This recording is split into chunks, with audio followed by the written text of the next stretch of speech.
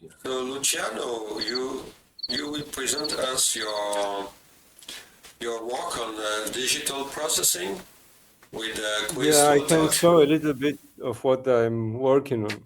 Yeah, okay. So please go I on. don't have like a proper presentation or anything, but I can talk about what different parts, how it works, or some interesting problems that I saw on the way, or make a little demo or something like that. We just tested the audio before the rest of the people arrived, and it seems to be working, at least to do something. So maybe I should share. I start or what? Yes. Yes, please. Go on. So share the screen.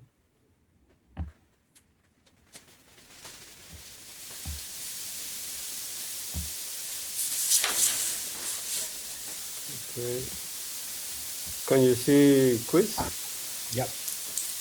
Okay. So I've been working on this is the tracker, the thing that I've been building, and it has two parts. There is on the lower pane, there is the tracker itself. That is like, I don't know if you have seen a tracker before. How old are you? These were like, these things started with the Amiga, the Commodore Amiga. And it's like software for making music, for composing music and playing music. And it's kind of different to the user interface that became more common nowadays with digital audio workstations that have a horizontal timeline and audio clips, and they use kind of a different metaphor. This is like a grid, and time goes vertically. You have columns with different things like notes here, and then the instrument number, and then you have velocity, right? Like the volume, similar to volume, is like the how much force you use when you press a key, for example, and you have effects. That Luciano, sorry to interrupt. How does the vertical time scale work? Is it quantized? Is it proportional or? Yeah, it's quantized. You can choose. You have the basic concepts that you have are patterns, tracks, and triggers. Like one pattern is a list of triggers for each track. So you have for each track that you see here, this track 1, track 2, track 3, each of them can play one note at a time. Okay. And each row of each track is called a trigger or a row or line, and it contains a note, the instrument number, and some other information like velocity and some commands or effects that can. And the next line is a fixed number of milliseconds afterwards. Sorry? The following line is a fixed number of milliseconds afterwards. Yes, but you can one of the effects that you can use is a delay, so you can actually delay the start of the trigger by a few milliseconds, something like that, in order to do something not quantized. And here at the top, you see this is 175 bits per minute and 4 lines per bit. So each bit here it's marked with a different tint, like every 4 lines, you see there is 1 bit. Okay. And the pattern, this pattern is 32. The length of the pattern is 32. You have 32 triggers in each track in this pattern. But you can make any length that you want. You can change. Oh no, sorry, 48. Yeah, and you use EXA for that is traditional in trackers. You use hexadecimal numbers for almost everything inside the tracker, and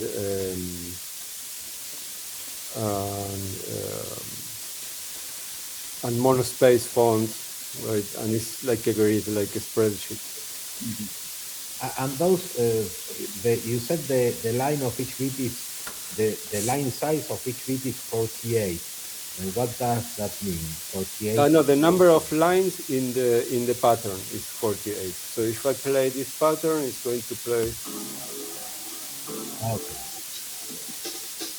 And then starts over. It's 48 lines. It's a loop, the loop size. Yes. But I can have any number of patterns. Like a typical song maybe will have like 20 or 100 patterns or more. I don't know.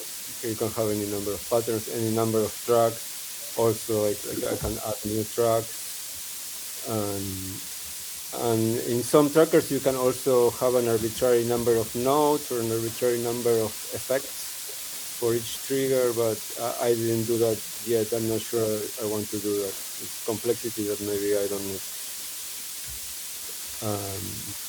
And here on the left, you see I have only one pattern, but if I create more patterns, I can see in what pattern I'm at the moment and what line within the pattern I am at the moment, and the selected track, and while it's playing, you can see the playhead also, right? You can see where it's going. And the effects can also change global parameters, like you can change the speed. This one, for example, M50 changes the volume of the track. You can change other things like the panning or the speed in BPM or a lot of things. Either global, some commands are global and some commands are local to the track and some others are local to the instrument, like this one here. And I have in this patch I have 3 instruments. This one is a break, it's a recording of drum.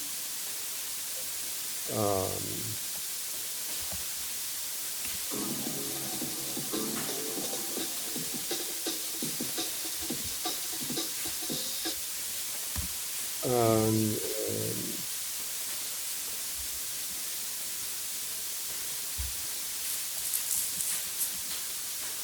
this one, I think it's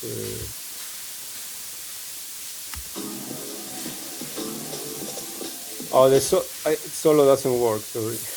I have a bug that they have to fix.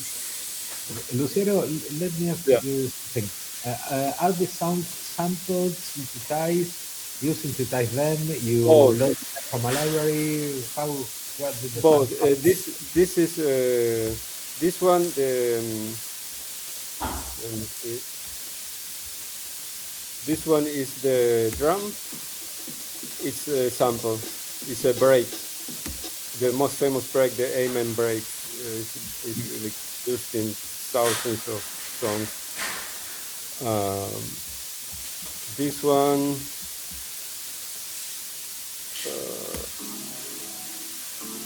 Sorry. This one. This one I recorded from YouTube today. Oh, okay. Yeah, and this one is synthesized. It's this one.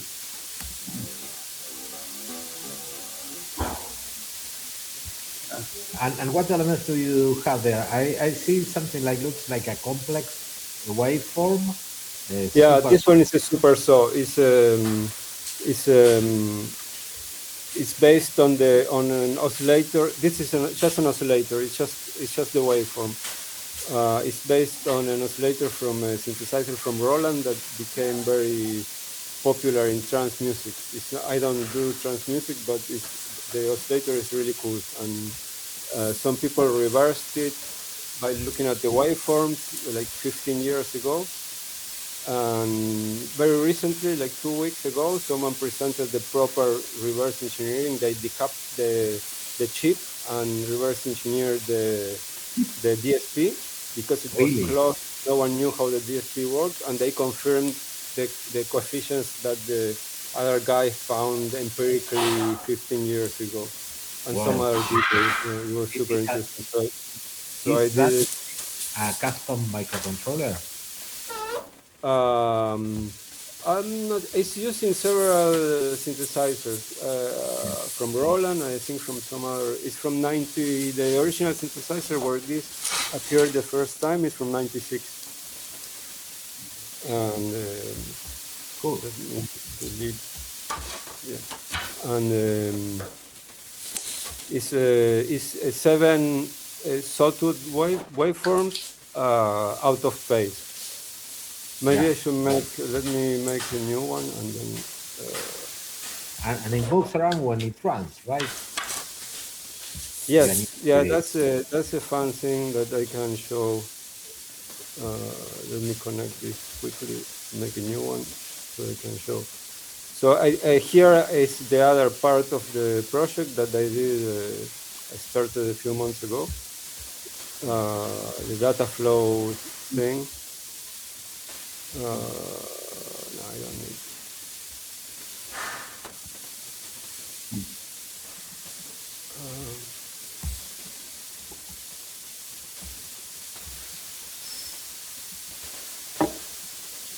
Let's put some notes, and this is the fourth.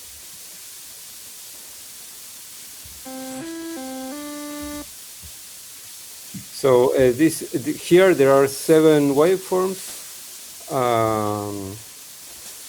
I will break it. Sorry,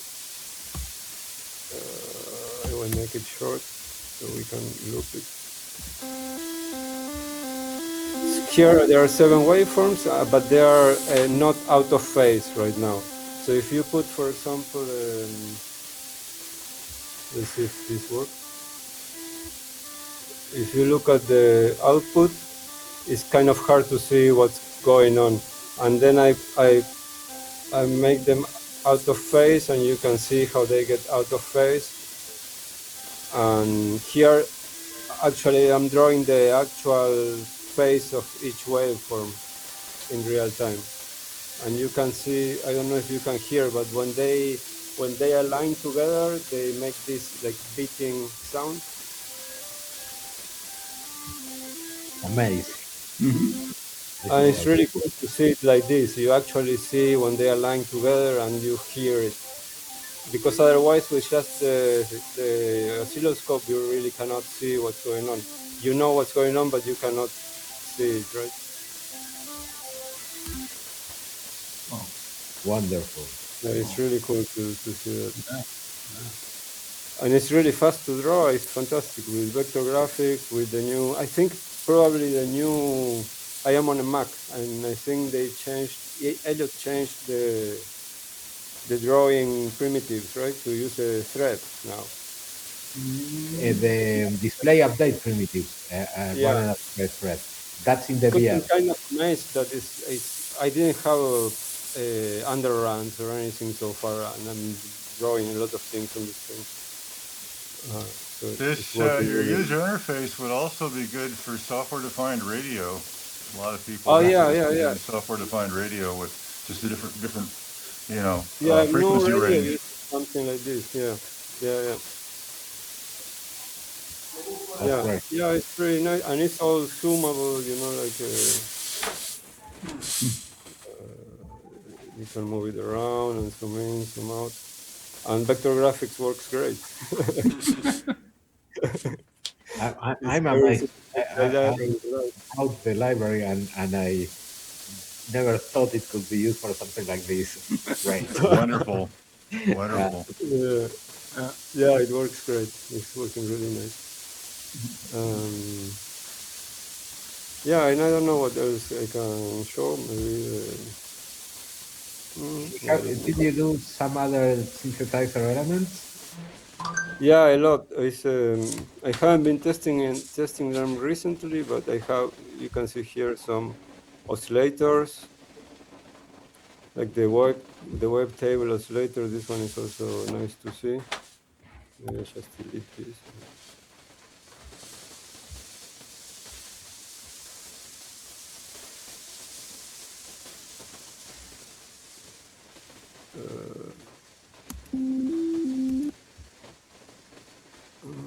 see.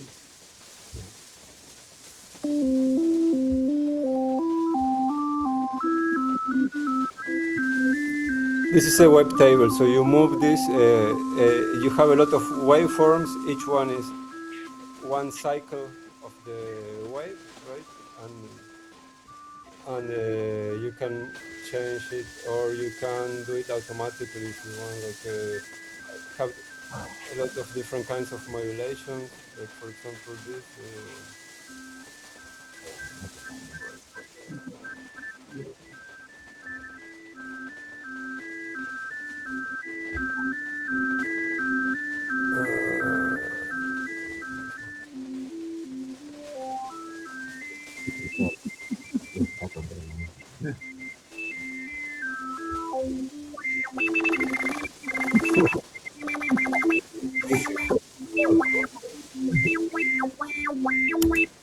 Yeah.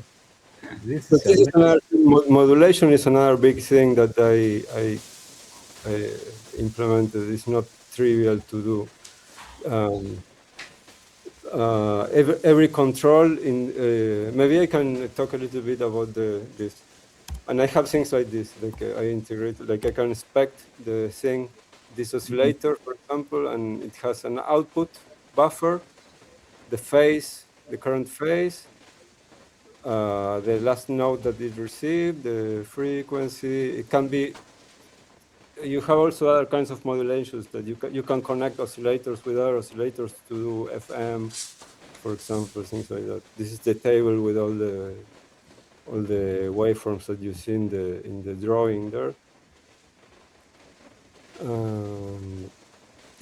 This smooth thing is to do linear interpolation between samples to make it sound better. And maybe I think something interesting maybe to talk about is how I connect these things together, how it works, what happens when I connect things with this. So I have these modules. The most basic part is the DSP modules.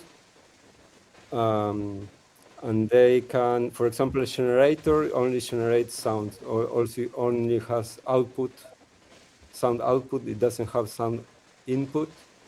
And this, for example, is a kind of generator. And it has an output buffer. And the only thing it does on each iteration, each tick, is writing to this buffer. And when you have many of them connected together, what happens is I iterate over them in order. For example, when I connect, maybe I connect a filter to this.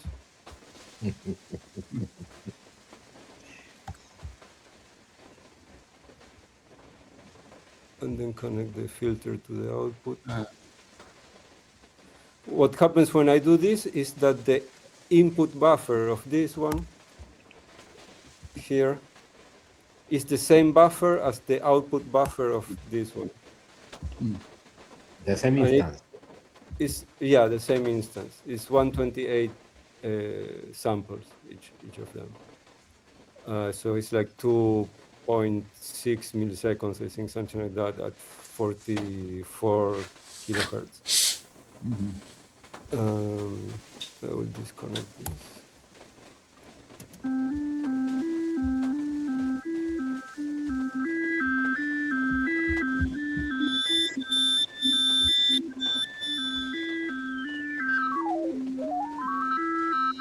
It sounds stepped because it's the scrolling, the mouse is scrolling, but it shouldn't be stepped. So what happens is the modules are very simple. They only read or write to some buffer. And when I connect them together, the buffers are set to the same instance. And during the sound generation, I don't allocate anything. Basically, I don't. So there shouldn't be much garbage collection. I don't create buffers or anything. They just write to a buffer and read from a buffer and write to another buffer. They could even be the same buffer. use it that way.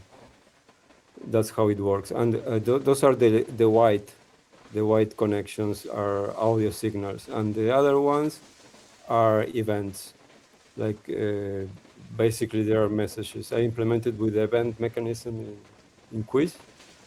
The yellow ones, they carry a number, a float. This one is gate, so it's usually 1 or 0. 1 to 1. So when you press a key in the, for example, in a MIDI keyboard, this goes to 1, and then when you release it goes to 0, and that controls things like an envelope, for example, that they have on the other. Here I have an envelope, for example, and it's controlled by the gate when you start the envelope. And this one is a trigger. It's similar to gate, but it's only sent when you press the key. Sometimes it's useful to, like, for example, to reset an LFO like this, to make it start from 0 again. Like that's something like that. It starts from 0 on each note.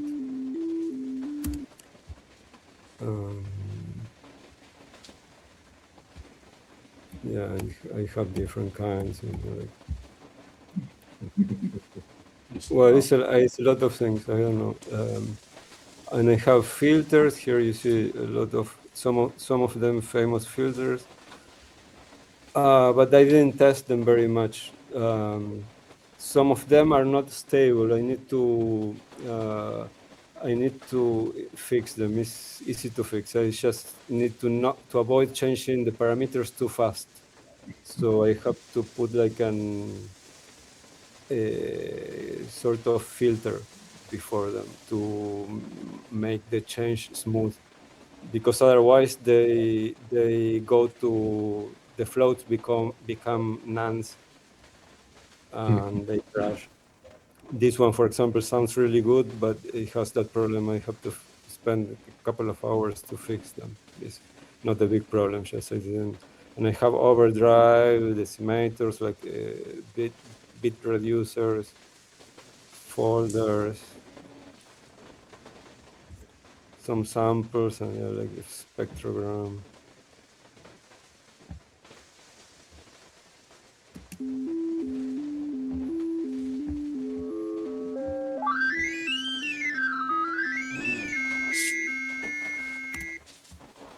Yeah, it's fun. It's looking amazing. Yeah, well, it's morphic and vector graphic. Yeah, it's visual. It's visual and sound. Yeah, thank you. Yeah, it was fun to do. This kind of interface and the immediate connection to the real-time running DSP is the kind of thing many of us dreamed about doing for a long time and never did it. So it's awesome to me see too. it become real. It was. I didn't realize until recently that this was so easy to do now, right? Like, because of, I think, several factors. One is the new CPUs that are really much faster than when Squeak started, for example. Yeah, and you know the code cheater and immediate floats, those help a lot. Yeah, that's what I was going to say. The immediate floats were really important for this use case, because otherwise it would be crazy for the garbage collector, I think. Yep. And the virtual machine in general, all the things that Elliot have been doing is really, really fast. Yep, it's fantastic. And vector graphics, of course, all this. Yeah, it's great. I have a lot of questions. Yeah, maybe I should switch back here. Yeah. Stop sharing. I was making a joke that you could also mention live typing and refactoring that has nothing to do with it, but it doesn't matter. You know? Yeah, I always say that I never use refactorings, but that's not completely true. The ones I use are the ones that are invisible, like the there are a lot of refactorings that you don't know that you are using them, like renaming something, for example, right? Yeah. But remember that refactoring doesn't have to be an automatic refactoring. I mean, you can Oh yeah, no, refactor I your do. code. Yeah, I rewrote this and refactored Refactoring this like a software. million times. Of course, Well, of course. during these months, I'm constantly rewriting it, and I threw away most of the code. That's part of the Yeah. fun, I think, and something that we can do in Smalltalk, but it's not. It wouldn't make sense maybe in other languages, or I don't know. For me, it's great to be able to do that. Luciano, are you publishing this code somewhere? I didn't publish it yet, but yeah, I should. Yes. Okay, Yeah. I'm not sure how many people will dare to experiment with this, but we should try. Yeah. Yeah. It's Yeah. nice. It's amazing. Yeah. Thank you so much for showing this. It's wonderful. Yeah. Thanks to you for all your work that made this possible. Thank you. Thank you. Thank you. Yeah, you too. All of you, like the community too, and Elliot especially. Also, like also it's kind of invisible, the virtual machine. Sometimes maybe we don't appreciate what's all the work that went into that. But this with the original interpreter would be impossible, I think. Yeah. Even in today's machines, the garbage collector will break it, I think. Yeah. Yeah. Yeah. Luciano, So I have to share briefly. I planted some oak trees, and oak trees, the white oaks and things, they basically have a long life cycle that I will never see, because it's basically 200 years of childhood, 400 years of adulthood, and then 200 years of senescence. Okay, and the oaks, unlike a lot of other trees, they send in a really deep taproot, and so in early years, most of the growth actually is in the root, and so they're a bush for about 5 years, and then suddenly they decide, oh, my root's deep enough, I'm a tree, and then suddenly they shoot up, and then you get all of this growth as a tree, and it's a very interesting phenomenon to watch. And I think Juan has established some deep taproots that's very nice to use. Yeah.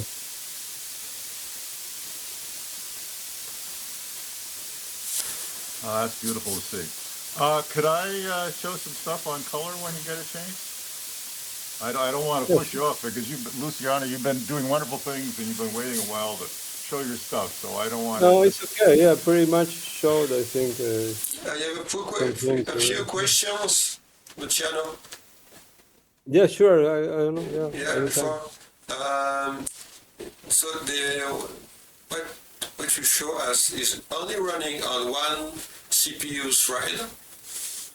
Yeah, it's a MacBook Air, the newest MacBook Air. So it's fast, but it's a normal computer. It's a laptop. Even I think it's in power saving mode. It's not even using the whole.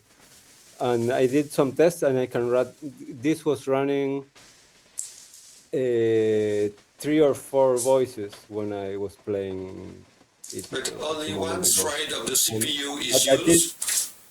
Do you know? Yeah, it's just a normal virtual machine, not the threaded one. But it does use another thread for the graphics, though, I think now. But other than that, I think it's only one. And from some tests I did, I think I'm probably able to run like 100 voices or 200 voices, something like that. So I don't know really after all the graphics and all that, how many voices I will be able to run. But in pure Smalltalk code, I'm not using any primitives except the float array primitives, like multiplied by a scalar, or for mixing, for example, I multiply by a scalar and I add 2 floats arrays together.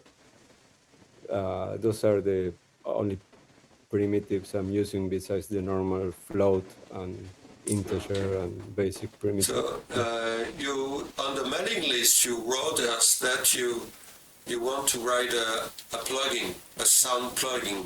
Is it the I case did that. or not? Yeah, I'm not using it. I was not using it right now, but I did that. I have to improve it and finish it. The reason, one of the reasons was that the plugin, the sound plugin, is very old, and I looked at the code for Mac OS, and it's super complicated. And what I did was with the library. There is a library called RT Audio that makes it super simple because it's cross-platform. So you make only one. It's only one CPP file that you have to include with your code, and the plugin is the same code for all platforms. And it was like to have audio playback. I wrote like maybe 100 lines, 200 lines. It was really simple. And what I want to do is to be able to record and to choose the device, the audio device that I am recording from, because I want to add a sampler to it. So I will have in the screen where I had the connectors, that part of the screen where I have the connectors, I want to choose between a sampler or this thing. And if I choose the sampler and I start recording, I want to go out, go to YouTube, record something from YouTube, and go back and make an instrument with that. So I want to be able to choose what device I am recording from and something like that. Okay. And also it's convenient to do output as float arrays, because right now the output is integers, 32 or 16-bit integers, and I have to convert and do that inside a Smalltalk. But I would spend a few less cycles if I send directly the floats to the plugin. I think it makes sense to do that. And that would help if, for instance, your hardware supports 24-bit audio, for instance. Yeah, right. Yeah. Yes. Yeah. Cool. Okay. Yeah, to have just more modern access to more modern audio, I think. And we could probably run it at double the sample rate also without much problems, because it seems to have enough CPU cycles to do that too. Are you planning And everything is to small. Are you planning to make a hand user application? Like I'm not sure. Data Geo, I mean, because most of the Yeah, user, I mean, most of the possible maybe I should. user, they are not, they will not be developers, but more Yeah. musicians. That tracker with that routing interface Yeah. between modules is pretty close to an end user application. Yeah. But Even, the thing with even, that is that I have to make it stable and yeah, make sure it's stable, and I have to be willing to talk with users and help them and all that. And right now I just do it for fun for myself, but I should probably do that. It would be interesting. Maybe one to get benefit you, feedback from real users. you can have, one benefit you can have is to have feedback from, from Yeah. musicians or people that like to Yeah, I am in experiment some with. forums where people use this kind of software. So, but I didn't mention it yet. Maybe I should make an application and mention it, and I'm sure someone will try it. Yeah. Did you work towards taking input from MIDI keyboard and knobs and sliders, controllers, that kind of stuff? Yeah, it's easy to do. We have some support for MIDI already in the virtual machine, some MIDI plugin, right? Yeah, I didn't but try it. it can be done via USB directly without MIDI. I don't know. Yeah. I have something here. I have a sampler that they can use to generate MIDI also. I should try it. Yes. Or also with other applications in the computer outside of Quiz, like connecting to plugins and stuff like that. Yeah, I should try it. There is MIDI and there is OSC also. That is similar. Okay. At some point, I'd like to support both. I think it's useful. Also, I extracted part from some packages. Like, for example, I extracted FFT, just that class, from one of the, I think, signal processing packages.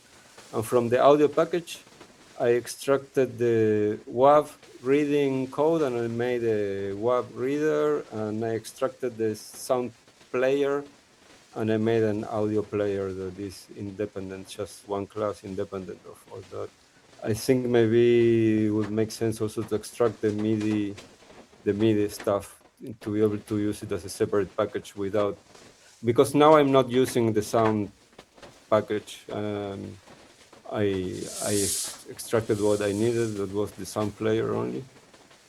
I don't think anyone is using those packages, so I think could be a good time to refactor them into whatever makes sense today. Yeah. One thing is good. I think it would be useful to extract the parts that we can use for other projects easily. Yeah, and the what Sean Maloney did with sound is a kind of a different approach to what I did with these sound processing modules, and what he did with the sound class are like orthogonal approaches, but they are both valid.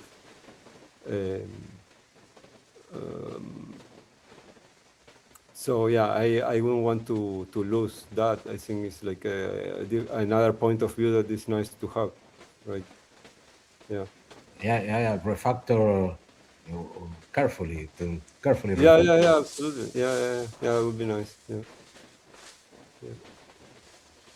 Yeah, it's great. Anyway, yeah. Wonderful. Great work. Wonderful. Yeah. Thank you very Thank much. you. It's look very Okay. nice, very appealing. Yeah. Thank you. Yeah. And I think if you can, Very nice. if you make an earlier application, even if it's not stable, I mean, it can be quite interesting. Yeah, I will use it more by myself first to catch the biggest bugs first, and then I will Yeah, probably sure. do that. Yeah. And if you need some help to make the packaging, because I have some Yeah, sure. You some did experience, already. I can help you. Yeah. Great. Yeah. Yeah. Thank you. Yeah. Okay. Thank you for the demo. It was a long Thank you. waiting. But it was nice. So Ken, you want to share something with us here, right? Yeah. Yeah, let's see if we can. Ken, does your demo has music or not? Because if not, No music, ah, but it's colorful. It has nice oh, colors. cool. I always forget branding, so I forget to say who is giving a talk or where to go get more information. So I'm trying to avoid that now. So this is totally a different mode, different space. I'll go ahead and start out with my friend the old ellipsomorph here, and oops, come on, sorry.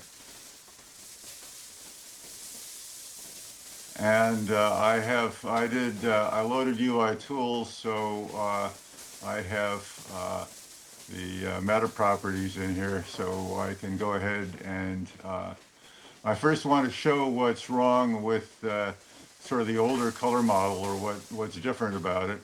So we'll take a look at the traditional color editor here. And let's see if I can't grab that. Here we are. And so you can see this is, the usual sort of drag and drop stuff. And if I ask for a color, I can also get, color pickers. And just as a way of nomenclating this, people talk about what I think of as a color editor as a color picker.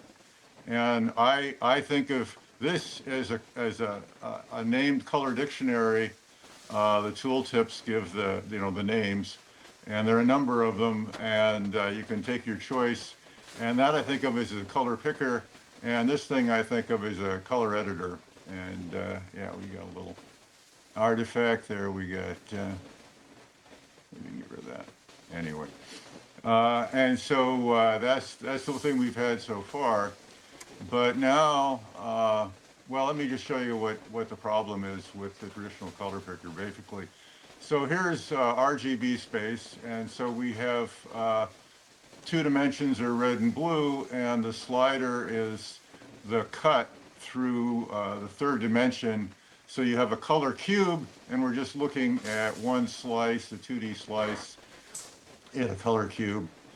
And then we also have the HSV model. The problem with the color cube with RGB is, if I think of a color like mud brown, what's the RGB? What does that pop out in my head? It doesn't do it. But if we go to a different color model, we can, like HSV, now we can say, I want something in a certain range, and then I can take a look at the saturation, which is from highly saturated to, highly saturated to down to basically to gray, or we could take a look at a brightness level. And so here now with a 3D model, the three axes, hue, saturation, and brightness, give us something that's more attuned to the way we think about colors. Mhm. However, the old HSV model has a problem, and the problem is our eyes perceive colors differently. So let's see, let me get the saturation a little higher here, and go back to moving things around. So if I take a look at like blue here, you see we have certain hues that look to our eyes very saturated, and other things that don't look, pardon me, that don't look as saturated. So it's not a uniform perceptual model. It's Mhm. it's a cube, it's rectilinear, but you see these stripes here between the colors, Right. Yeah. it's not uniform. And so let me just talk to what we'd like to see here. If you do a color palette, you'd like to have a color palette where you can go through and like change colors and see that, oops, let me see if I can get that to move. All right, move their slider there. And so you'd like to even have a dynamic palette and always be able to read a text against whatever color, whether you're dealing with buttons whose color changes with a mouse over, or backgrounds, or anything. And so here, like you see, this is with a newer color model. And so each row is a uniform hue, which means a base color. Basically, hue is a base color. Red, mustard, turquoise, whatever. And it's going from lightness to darkness. So this is the lightness scale. And each row has the same value for chroma and for lightness. But you can see that as you look across here, there's more of a uniformity. So you can do a user interface. You can do a set of affordances that give you user interface that is reasonable to go across the board. Unfortunately, there's a bad side effect, and the side effect is that the perceptual model is uniform, but the actual model, and when you look at 3D space, is not uniform. So here's your three sliders. So you take the lightness slider and you move the lightness around, and you see that there are a number of places where you have colors that go as far as our monitor goes, and then you have places that are off scale. There's no valid value there because the monitors can't generate colors in that range. And so you get these artifacts that I find very disconcerting. And if we take a look at, let's see, why are we not seeing a 3D model here? We should see a 3D model. Okay. So if we take a look at the color space, you see this is not a color cube. It's no longer a cube. And you can look at that, and so it has the three lines, which are these three sliders. And what I observed is that the lightness has the largest effect on the shape of the valid ranges, and the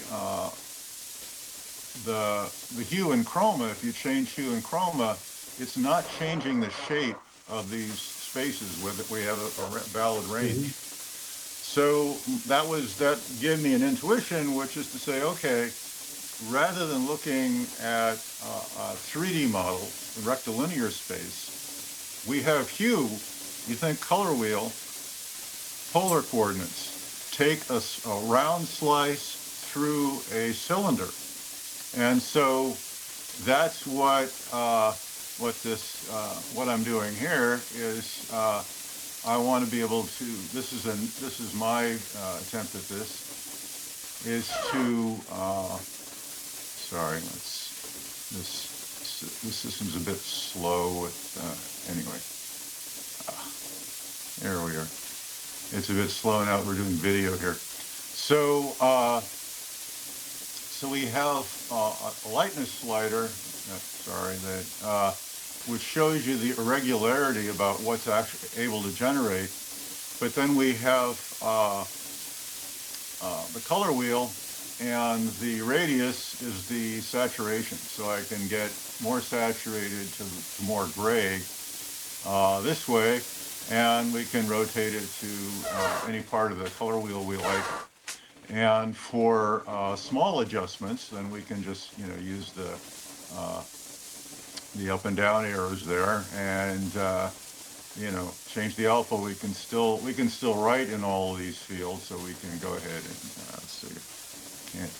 Sorry.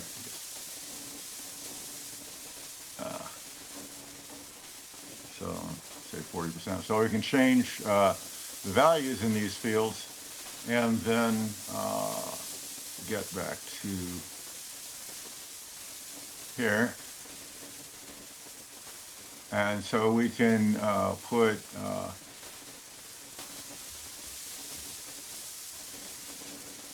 let's make it so we can see the border color and the border. And hello. Sorry, this computer is slow in doing the real time. Wow, that's interesting. Come on. There we are. And so we can get some nice effects with that.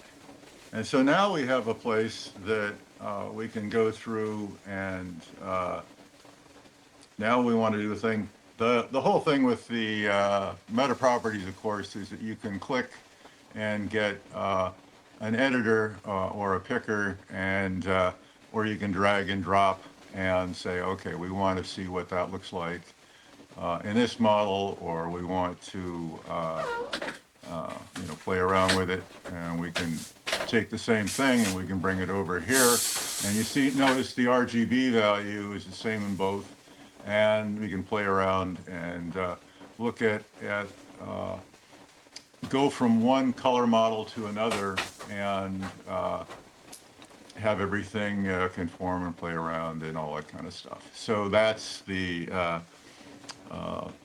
basis of getting around that really oddness. And I just find taking a look at something in in a more compact way, I just find this much simpler than the 3-slider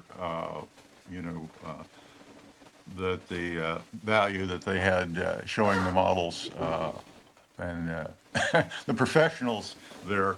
I try to make things as simple as I can, and so this is what I came up with, and I think this is, for me, much more sensible way to do things.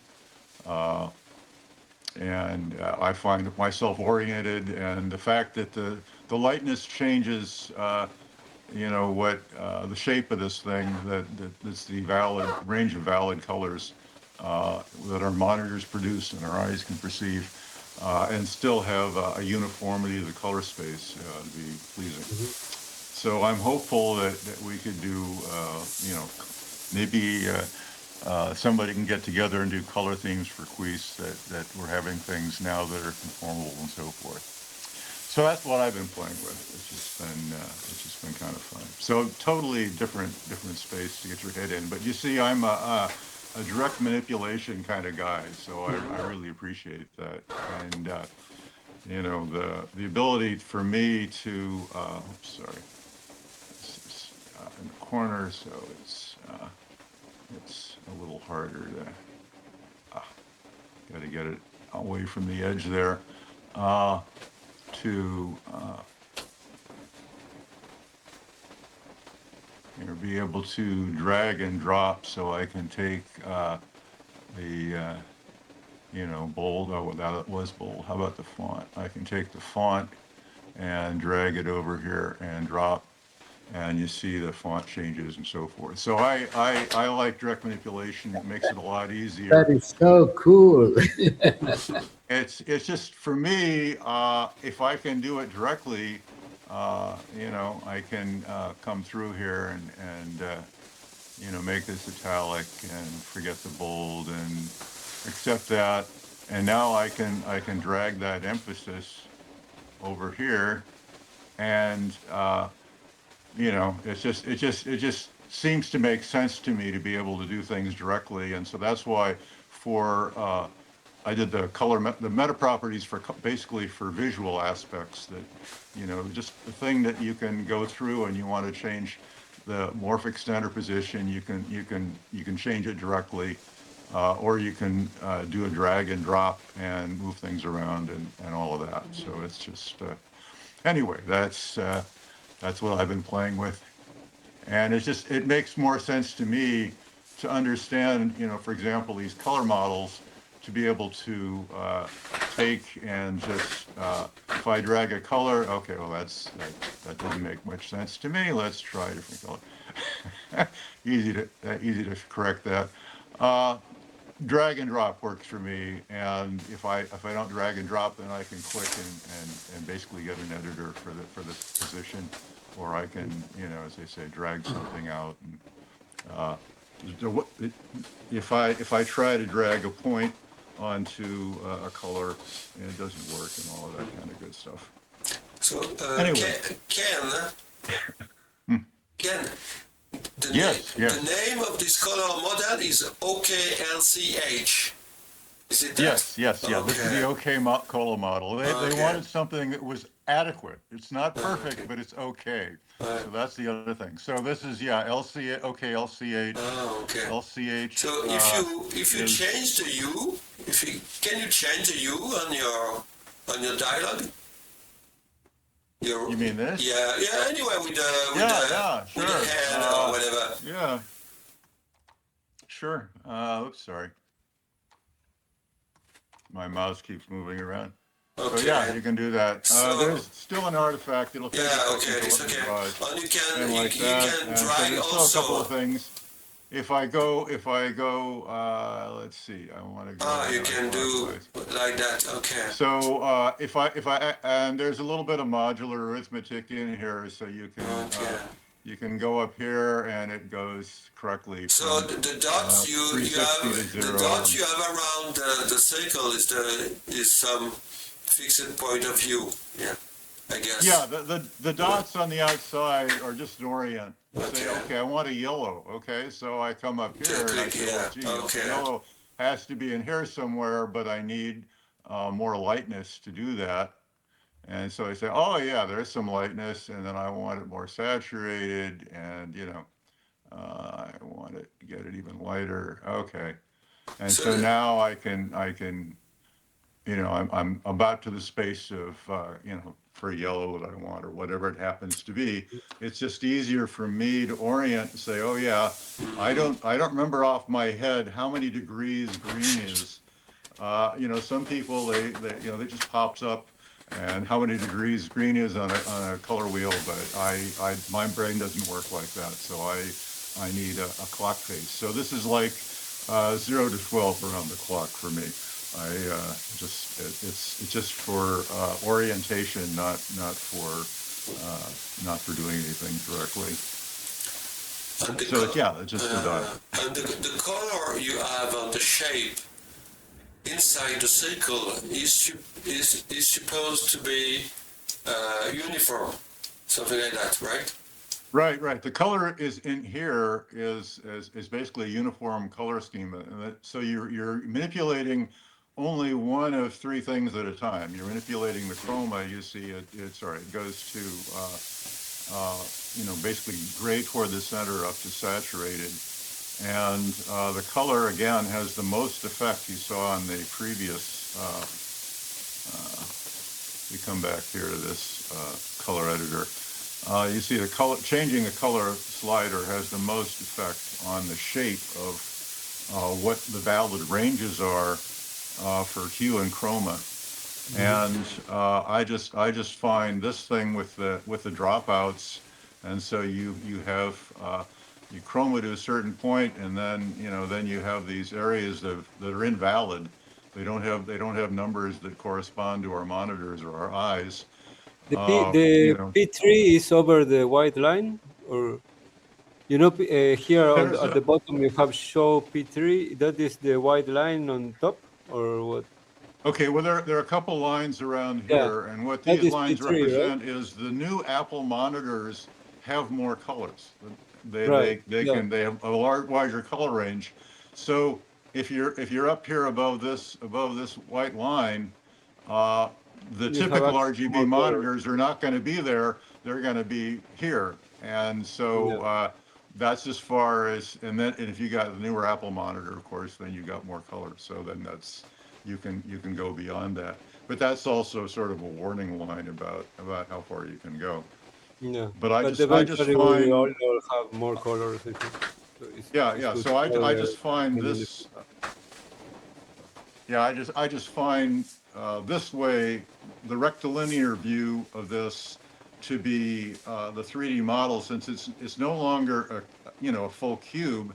You have a lot of values that are invalid in the Yeah, model. yeah. And so going from this type of thing to something where, I see the color space here. Mm-hmm. I mean, the drawing for this is, is really, I just draw all the pixels. I go Yeah. through all the pixels and I just calculate the RGB chroma, and it comes out nil if there's no value there. And Mm-hmm. as a matter of fact, as you see, as you move, if you make this saturated, uh, and then move the clock face around, you see it gets truncated to Mm-hmm. the edge of where you can actually do that color within Right. this LCH, the lightness chroma hue model Mm-hmm. there. So, but again, if you go to this is in OK-LCH, the OK lightness chroma hue model. This.com. Every time it'll come up with a different color, and then you can play around with whatever Mm-hmm. you want there. And they have also references to the different ways of producing harmonized colors and so Oh yeah, forth. that one. Yeah. So Yeah, there are that's like some standards for naming the colors, also for naming shades, and like maybe we should learn more from CSS and designers, I think, about how to right. name shades and how to make themes. Right, and the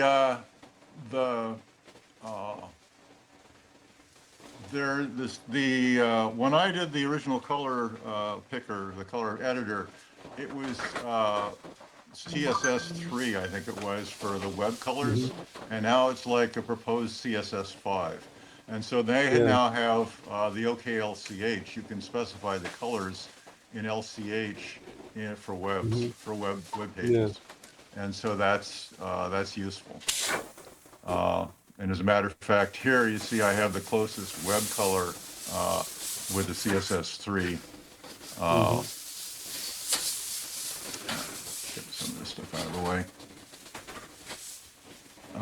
And so that's also useful. That's the Mm-hmm. Aquamarine 4 is the name of that on the web color. Yeah. And you can then go ahead and drag that over here, and then you get that exact color for the RGB and so forth. play around, give it some alpha, drag it over here. So again, it's easier to for my head to do these things directly, and then I can compare different color models to see what something looks like in RGB space or HSV or LCH, depending what model you want to use. So anyway, so this is what I came up with. I just think it's simpler than that, the 3-slider view. And I think using the polar coordinates, as a slice through a cylinder makes much more sense than since we don't have color in all spots as you do for the 2 older models where you've got a full cube. Here, rectilinear makes sense. You put it where you want it, and all of that. But here, I think polar coordinates make a lot more sense. So that's what I did. Just change my domain to do things. Hey, Ken, in one model you have lightness, and the other one you have brightness. Is it the same thing? Well, I'm using the nomenclature, the words they use for the model. This model here is an HSB or HSV model, and that's how they call it, HSV. I think they're not the same number, but they are the same idea. And this one is LCH. So they both have a lightness. The hue is actually different.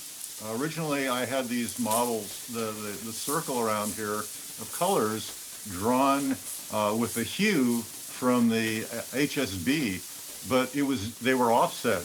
The hue starts at 0 starts a little different on this particular model if you use those. So I have to make sure to draw the color around the color ring around the outside of this using the hue from the LCH model to correspond, so that when I came up here for green, I got the green I expected and so forth. So the U, so anyway. the U, maybe you have a linear, no, not a linear, you have an offset between the 2 models for the U, right? But the lightness and the brightness, this is the same thing. Is it correct? No, because if you, as I say, if you take a look at here and look at brightness, so let me just there are different numbers, but the similar idea. Colors, okay. So if we look at the brightness, okay, here we're going from, let's see, white to black, basically, add in, and if we see here, we do the same sorts of things. Here, let me use the slider here, sorry. So we are going from white, actually, to black, but they have slightly different values in the models. They're a slightly different color model. It's not dramatically different. They both, I mean, here they call, here we have what they call saturation, and here they have, it's actually saturation, but they call it chroma. But they're actually different because they wanted to get rid of the sort of the lines, the major visual inconsistency, if you will. This is kind of like a step toward a visually consistent model. So the visual model here is the perceptual model. You perceive the saturation. You perceive the saturation as the same, where here the saturation. Sorry. Let me go take a look at you.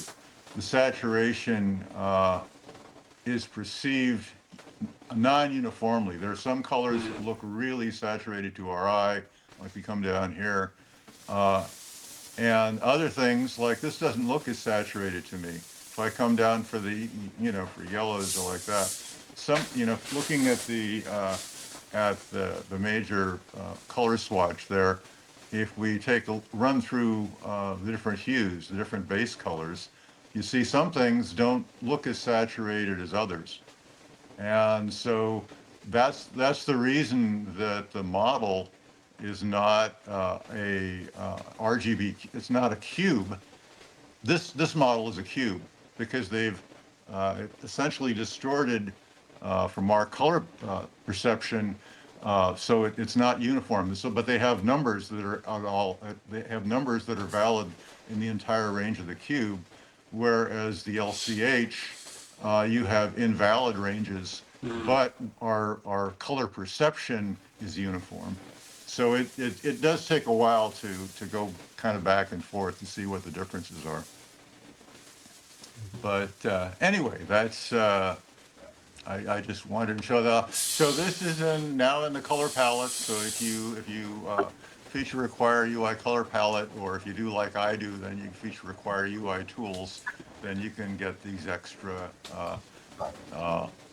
you know extra menu fields and with the meta properties. And I use this all the time because as I say, I'm a direct manipulation kind of guy, and I think going back and forth between different views is helpful to get the full thing going. So Why you? anyway, What? that's it. Yeah, small details. Oh, sorry. Yeah, sorry, I have a. I was going to ask you what was the Yeah. package, but you already said that, and I wanted to, say something about the radio buttons on the HSB color editor.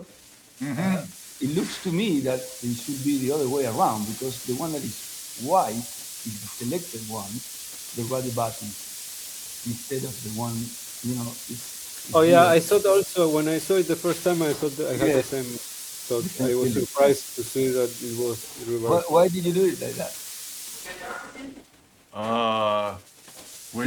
Which one are you talking about? You're talking about the old other color editor? Yeah. Why did I do it like this? The radio button. I did it like that because that's what I saw on the internet, and other people. No, but the hue is selected, but the radio button is white instead of black. It's the other way around. Oh, right. Why is this white But rather it's like than dark? It's because it's I like those didn't change images it that yet. once you see it, you know it, right? Yes, no, I should make you know the which background one the is. same between the two. Yes. Oh, cool. No, I agree. Hey, consistency is the hobgoblin of small minds. I'm not consistent, but But it's I ambiguous. I worked think for both. it I over think both time. are valid actually. But I had the same. I had the same impression that Hernan Yeah. had. But I think both are valid. Maybe I'm not sure. Yeah, well, these things hopefully Because get now it better looks over right. time. Now it doesn't look inverted to me anymore.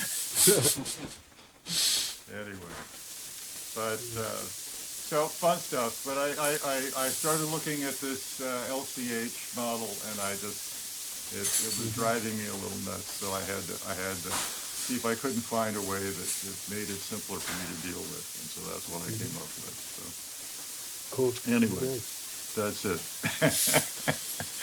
Okay, let me see if I can get back out of I think it would be nice a slider like you showed in that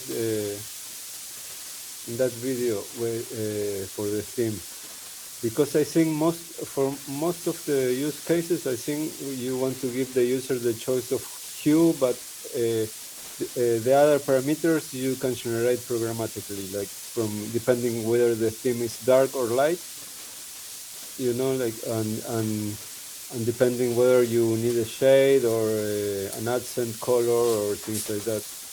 But the important input from the user is just the hue, I think, in a lot of cases. That is true for monochrome-like user interfaces, but in Quiz we also use color to indicate what kind of window we are dealing with. So I wonder. Yeah, I use it like that too. Like the browser is green or yeah. But it's the hue. It should be only the hue. The other parameters shouldn't change, I think. Oh, yeah. So maybe a theme in some cases could be specifying a luminance level or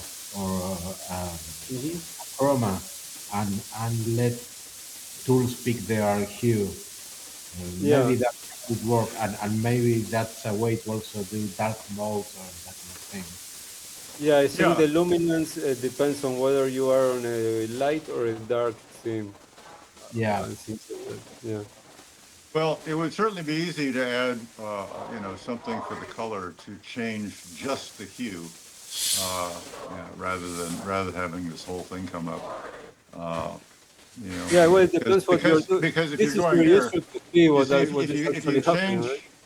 you can change the hue and have the lightness and chroma be the same all the way around yep. this way, but you have to know to do that. So yeah, it's just something that Mhm. just changes the hue. Based on this model would be probably quite useful. Yeah, it Yeah. depends what you are doing, I think. I think this is useful to see what actually happens with this color space, and I didn't see it like this before, and I think it's interesting to see it. Yeah. Yep. Yeah.